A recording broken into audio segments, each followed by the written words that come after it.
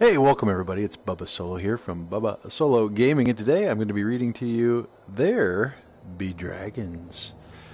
I'm looking upon a scene here of some of Skyrim's residents. They just tried calling out to me a moment ago. I'm not sure what their deal is, but it looks a little bit suspicious. Anyway, we have a book to dive into. Let's begin, shall we? There Be Dragons by Thorhall Bjork. The last known sighting of a dragon in Tamriel was in the time of Tiber Septim.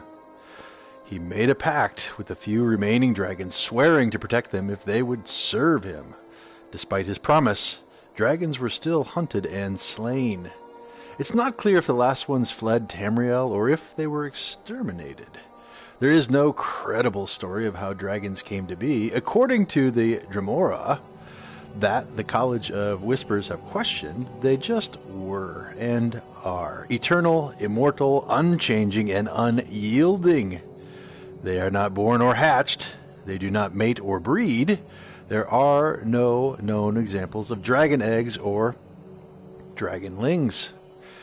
The Iliac Bay area has stories of such things, but so far all have proven false. The eggs turned out to be the eggs of other reptiles.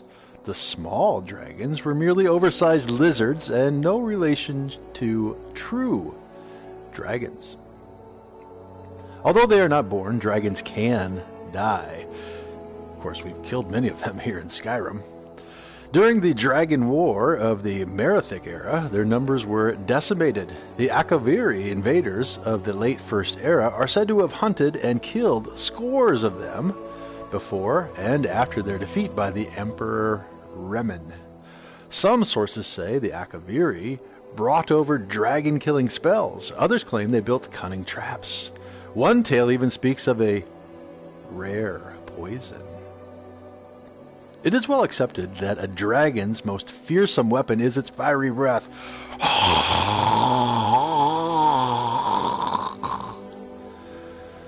Because they could fly overhead and rain down flaming death, archers and wizards were necessary when hunting them. It is less well known that some dragons could breathe a freezing spray of frost. Some reports indicated that dragon might do one or the other, but not both. Most people think of dragons as mere beasts. However, logically, they must have had a language in order for Tiber Septim to have negotiated with them. Indeed, the historical record is quite clear that dragons were highly intelligent.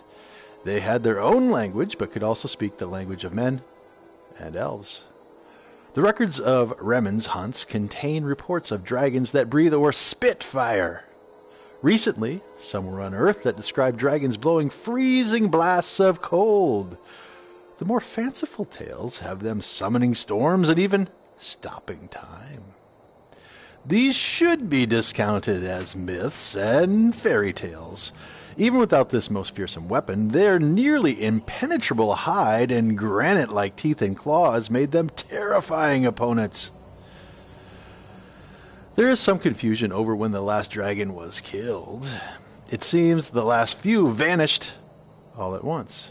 Some tales speak of a dragon king who devoured all of them rather than let mankind kill them.